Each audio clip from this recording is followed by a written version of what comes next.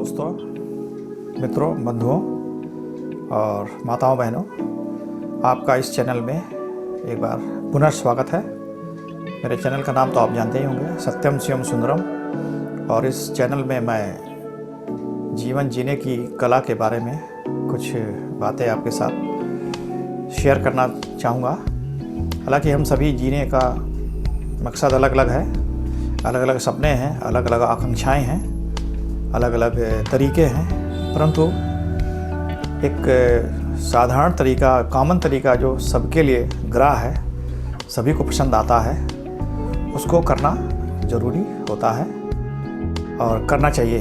क्योंकि हम लोग अक्सर भूल जाते हैं कि हम एक साधारण प्राणी हैं और हमें ईश्वर ने, गॉड ने एक बहुमूल्य समय, बहुमूल्य जीवन और बहुमूल्य शब्द आपको बोलने के जो अवसर प्रदान किए हैं, तो इसका हमें उन्हें पहले धन्यवाद देना चाहिए, आभारी होना चाहिए। और इसके संदर्भ में मैं यही कहना चाहूँगा कि मेरे घर में छोटी छोटी खुशियाँ घर में मौजूद हैं।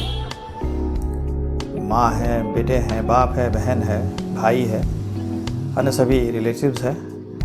सभी लोगों को हमें अच्छे से बात करना चाहिए। हमारे घर में छोटी छोटी खुशियाँ मौजूद का तात्पर्य यह है कि हम अपनी दिनचर्या में इतना व्यस्त हो जाते हैं कि हमें छोटी छोटी जो बातें हैं वो दिखाई नहीं देती हैं। उसका मूल कारण यही है कि हम अपने आप परेशान और मानसिक रूप से तनाव में ग्रस्त रहते हैं, क्योंकि हमारा मूल कारण है मेरा मन और मस्तिष्क स्थिर नहीं होता है, जो कि एक तरह का आप इसे रोग भी कह सकते हैं, जो कि दूर किया जा सकता है। इसमें कोई बहुत ही मुश्किल काम नहीं है। हमें रोज़ाना समय से उठना, समय से अपनी दिनचर्या कंप्लीट करना, समय से सारी बातों का ध्यान देना। और आप तो जानते ही होंगे कि स्वस्थ मस्तिष्क में ही स्वस्थ मन होता है और स्वस्थ मन होने से ही स्वस्थ प्रसन्नता उत्पन्न होती है, जिसे कि हमें हर हाल में चाहिए ही होता है। इस कारण इसका दोष हम दूसरे को देते हैं कि अमुक व्यक्ति ने अमुक कार्य किया इसलिए मुझे परेशानी हुई, अमुक व्यक्ति ने यह कार्य किया ऐसे परेशानी हुई। तो हम ये दोष देना का जो आदत है ये त्याग दें, क्योंकि उसमें उसके मूल कारण में हमारा ही सोच होता है, हमारी ही बातें होती हैं, हमारा ही एक्शन होता है। क्योंकि हम अपने तरफ देखना भूल जाते हैं कि हमने उस व्यक्ति से किस तरह से व्यवहार किया, डीलिंग किया। हम ये समझते हैं कि हम ही सबसे व्यस्त प्राणी हैं, बाकी लोग दुनिया में आराम फरमा रहे हैं और सारा तनाव मेरे ही पास है। ये आपका ये फेक विचार आपके मस्तिष्क को और ही तनावग्रस्त कर देता है। तो कृपया इस विचार धारा से आप बाहर निकलें। और हम सभी मानते हैं कि हर व्यक्ति का एक आत्मसम्मान होता है। तो आत्मसम्मान और ईगो, जो कि हमें, जिसको आप एक घमंड का शब्द भी कह सकते हैं, इसमें एक बहुत पतला सा पर्दा होता है जिसको कि हम देख नहीं पाते हैं। उसके पीछे आत्मसम्मान का ईगो होना आवश्यक है, सबका होता है। कोई डॉक्टर है, कोई इंजीनियर है, कोई सब्जी वाला है, कोई दूध वाला है, हर आदमी का आत्मसम्मान है। परंतु हम उसको भेद की नज़रियों से जब देखना शुरू करते हैं कि हम सर्वोच्च हैं, वो हमसे छोटा है, तो यहीं से हमारे शरीर में विकार उत्पन्न होते हैं। और जो कि हमें ऐसा नहीं करना चाहिए, क्योंकि हम सभी जानते हैं कि ये कुदरत ने हम सभी को पैदा किया है। सब व्यक्ति, जीव, प्राणी, जानवर, सभी का अपना अपना रोल है। व्यक्ति का, जानवर का, पशु का, प्रकृति का। तो हम सबको सामंजस्य मिला करके चलने की कोशिश करना है और करना ही होगा, तभी हम स्वस्थ रह सकते हैं। दरअसल हम अपने मन में एक गलत धारणा बना लेते हैं कि हम सर्वश्रेष्ठ हैं, हमारे पास सभी कुछ है, हम परफेक्ट हैं, लेकिन ऐसा नहीं है। परफेक्ट कोई भी नहीं हो सकता, परफेक्ट केवल परमात्मा है।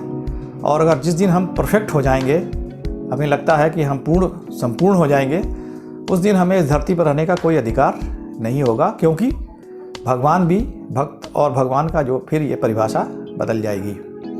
तो भक्त ही होता है, भगवान भगवान ही होता है। तो हम भगवान बनने की कोशिश ना करें, क्योंकि इससे हमें काफ़ी गलतियाँ और लोगों के प्रति हो जाती हैं, अनजाने में हो जाती हैं। बाद में पछताने से कोई लाभ नहीं होता है।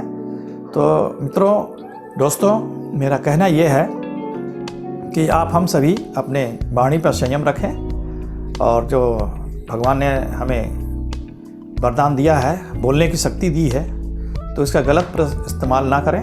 आप उन अच्छे लोगों अच्छी वाणी बोलें, मधुर बात करें, और कटु वचन ना बोलें। किसी का वचन से मदद हो सके तो करें, अन्यथा खामोश रहना भी एक कला है जो सीखना होगा।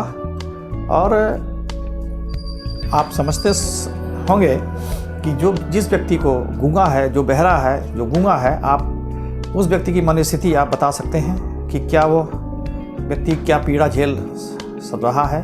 हमें तो भगवान ने सारे कुछ गिफ्ट के रूप में दे चुके हैं, तो हम लोगों को और देने की कृपा करें। उसके लिए हमारा जो मन और मस्तिष्क है, मैं बात करूंगा फिर, मेरा मन मस्तिष्क ही है जो हमें हमारे शरीर को पूरी तरह से चलायमान रखता है, नियंत्रित रखता है। तो अगर ऐसा नहीं है, आपको लगता है कि इसमें कुछ कमियां हैं, कुछ बातें ऐसी हैं, तो इसको सुधारने की हम आपसे गुजारिश करेंगे। क्योंकि पहले तो हम अपने को मन मस्तिष्क को नियंत्रण में रखें, शांत रखें, स्थिर रखना सीखें, जो कि ये संभव हो सकता है। इसके लिए हमें दूर जाने की ज़रूरत नहीं है, अपने घर में ही आप छोटी छोटी खुशियों को देखें, सकारात्मक वातावरण बनाएं, सकारात्मक लोगों को देखें। और छोटी गलती भी आपको बड़े बड़े कष्टों में डाल सकती है। आप मसलन आप आए दिन अखबारों में, पेपरों में, समाचारों में पढ़ते होंगे कि छोटी सी गलती के कारण ये बड़ा सा ये कारनामा हो गया, जबकि हम चाहते तो उस कारनामे को रोक सकते थे और उसको शांत कर सकते थे। तो आपने एक दोहा सुना होगा कि क्षमा बड़न को चाहिए, छोटन को उत्पात। तो अगर ये फार्मूला आप थोड़ा दिमाग में हम लोग सभी रखेंगे, हम भी अपने लिए भी मैं कह रहा हूँ, तो ये त्रुटि गलती होने से बच जाएगा। आपने सुना होगा महाभारत काल में शब्द भेदी बाण हुआ करता था, और मैंने भी सुना है, पढ़ा भी है, और उससे दुश्मन को परास्त किया जा सकता था। तो वही शब्द भेदी बाण का प्रयोग, बाण आप ना खखलें, बल्कि शब्दों का प्रयोग आज के प्रारूप में कलयुग में भी हो रहा है, और उसका लोग निरर्थक प्रयोग, नकारात्मक प्रयोग करके अपना नुकसान कर रहे हैं, लोगों को दुश्मन बना रहे हैं, और कोर्ट कचहरी के चक्कर भी लगाने पड़ जा रहे हैं, थोड़ी सी ईगो प्रॉब्लम से कि मैं ये हूँ, आप वो हैं, मैं ये हूँ, मैं ये नहीं दे सकता, मैं ये नहीं कर सकता, ये मेरा है, ये तेरा है। तो कृपया ऐसा ना होने दें, क्योंकि इस धरती पर जो भी आया है वो कुछ ले करके जाने वाला नहीं है, जो रहेगा यहीं रहेगा।